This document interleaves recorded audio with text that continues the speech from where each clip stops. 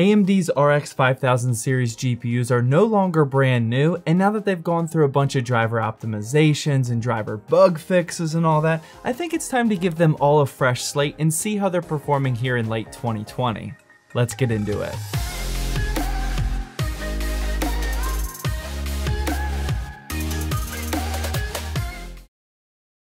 Hey, welcome to Zach's Tech Turf. Today we're going to be comparing and benchmarking the RX 5500 XT, 5600 XT, and the 5700 XT to see how they're doing with some 2020 gaming action. First, we'll talk about the pricing and comparisons and all that, and then of course we're going to get into the benchmarks. Before jumping straight into it, I just want to remind you that I've been live streaming all of my gaming PC builds over on twitch.tv/Zach's Tech Turf, and I'm not kidding when I say those live streams have been popping off lately. And also, if you're interested in seeing more benchmarking videos just like this one, then hit the subscribe button and notification bell, that way you don't miss any videos. So first up, we need to introduce which cards we're looking at today, and a humongous shout out to XFX for hooking us up with all three of these GPUs. This is the first ever ZTT GPU comparison video where every card is a fair comparison with the same manufacturer, so to be honest, I'm just pretty hyped for that. This 5500 XT is the XFX Thick 2 Pro Edition, and it's rocking 8GB of GDDR6 VRAM, which is definitely the only amount of VRAM that I would personally recommend considering for a 5500 XT right now. The 4GB version of the 5500 XT is performing way too similar to the RX 580, and since you can get an RX 580 for way cheaper and with more VRAM, I would only consider the 8GB model if you're thinking about picking up a 5500 XT. Next up is the 5600 XT, and this is the XFX Thick 2 Pro version again, and this one is rocking 6GB of GDDR6 VRAM. Although it's rocking less VRAM than our 5500 XT, this card is packing a serious punch, as we saw with my most recent $800 gaming PC build guide, which you should definitely check out because I was honestly very surprised at the benchmarking numbers that we got in that video. And for our last card is the 5700 XT. Here we switch it up just a tad, as this is the XFX Thick 3 Ultra version, and this one is rocking 8GB of GDDR6 VRAM. To continue our comparisons, I want to quickly talk about the price and the direct GPU competitor for each of these cards. Today we obviously only have the XFX models, but all three of these cards are priced right around the average for their respective GPU models, so we should be good. Starting with the 5500 XT, most of the 8GB models are priced around $200 brand new, and I would say the direct competitor to this card is the NVIDIA GTX 1660, which you can find for just a few bucks more at $220. On a very rough average, the 1660 outperforms the 5500 XT by about 10 to 20%, so at this price range, it's honestly kind of tough to recommend the 5500 XT in general. If you're on a super strict budget and can only spend $200 on that GPU, then the 5500 XT is still certainly a good option. It's not like it's a bad card or anything, but in most cases, I would recommend spending those extra few bucks on the GTX 1660. And then speaking of spending a few extra bucks, for today's video, I hooked up with Dashlane to help you guys take your online privacy game to the next level. Dashlane is a secure management tool that can generate and manage complex passwords across all of your website accounts and across all of your devices. That way you don't have to remember them, and so you can use a different password for every account. Dashlane can also autofill these passwords into websites, which is super convenient, and it can even fill out forms with 2 clicks, keeping your payments secure and fast so you don't have to go looking for your wallet. Dashlane also makes your online life safer with their VPN, which allows you to browse the internet privately without being tracked. Start making your online life safer and easier by heading to dashlane.com/ZTT to get Dashlane for free on your first device, and then when you want to upgrade to premium, use my code ZTT to save 25%. Moving on, we get to the 5600 XT, and here you'll find the average price of these right around $280, and honestly, NVIDIA just doesn't have anything that can compete in this price range at the time of making this video. The GTX 1660 Ti comes in around a similar price, but the 5600 XT outperforms it. NVIDIA's next best card is the 2060 and 2060 Super, and they cost way more than $280, so as of right now, AMD is currently dominating the $280 to $300 GPU range. It's honestly kind of surprising that NVIDIA doesn't have a card around this price range. I mean, spending $300 on a graphics card is perfect for anywhere from like a $700 to a $1,000 gaming PC, so the 5600 XT is just the value option right here. And finally, for our last price comparison is the 5700 XT, which is currently sitting around $400. This one is definitely a tough debate, as the RTX 2060 Super also sits right at that price point. The 5700 XT and the RTX 2060 Super trade blows in terms of FPS numbers, with a slight advantage to the 5700 XT in my opinion, but the FPS aside, the 2060 Super is definitely a viable option because of ray tracing support and the new NVENC encoder. If you're thinking about doing content creation or anything that can take advantage of that new NVENC encoder, I would recommend going with the RTX 2060 Super and settling for just a couple lower FPS numbers.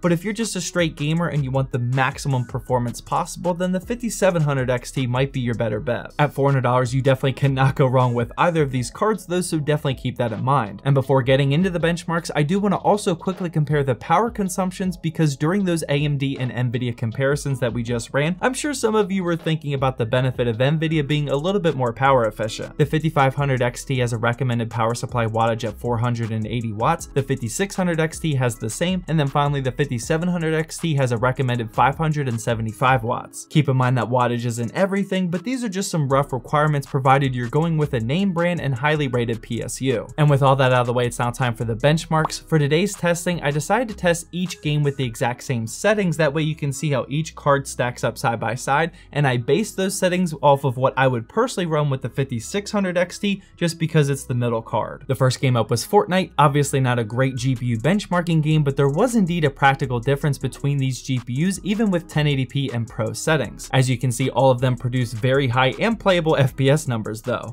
All right, let's go find him. Let's go find him. He's got to be up here. There he is. Hello, sir.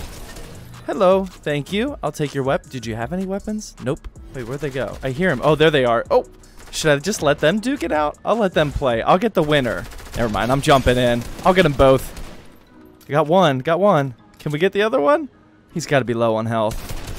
I see you trying to peek, man. Get out of here. Next up was Rainbow Six Siege, and using the built-in benchmarking tool, here are the results. This one showed a massive jump going from the 5500 XT to the 5600 XT, and then a probably not noticeable difference to the 5700 XT. Borderlands 3 followed, definitely a GPU demanding title, and just like the previous benchmark in 1080p and ultra settings, there was a huge jump going from the 5500 to the 5600 XT. Obviously the 5500 XT could produce playable frame rates with lower than ultra settings, so just keep that in mind. However, PlayerUnknown's Battlegrounds was up next, and in 1080p and ultra settings, I was surprised to see the 5500 XT actually get a solid 77 FPS result, and then even the 5700 XT could get over that 144 FPS mark, which is pretty impressive for ultra settings in this game. Did he go in one of these rooms?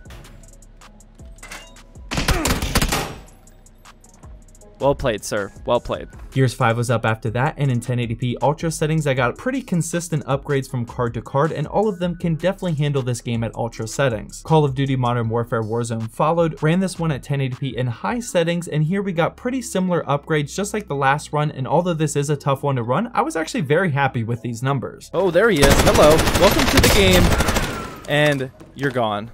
Red Dead Redemption 2 followed, and in 1080p and ultra settings, using the built-in benchmarking tool, here are the results that I got for that. Getting towards the end here, we have the Division 2. Yet again, I ran this one with the benchmarking tool and in 1080p and ultra settings. The 5500 XT was the only card that just couldn't get that 60 FPS target mark. Definitely could though with a bit lower settings. And finally, the last game I tested was Far Cry New Dawn, and in 1080p and ultra settings, we got that same big jump going from the 55 to the 5600 XT, and then a very small upgrade going up to the 5700 XT. After looking at those results, man, the 5600 XT is just packing some serious value here. Not only does it not have any NVIDIA competition around the $300 price point, but it's also the value pick in between these three graphics cards. I'm very happy I ran this test today, because you're honestly probably going to start to see more build guides featuring the 5600 XT from now on. Be sure to let me know in the comment section what you thought of this testing. Definitely be sure to let me know what other GPUs you want to see me benchmark next. Don't forget to check out that Dashlane link in the description. And finally, I hope you enjoyed this video.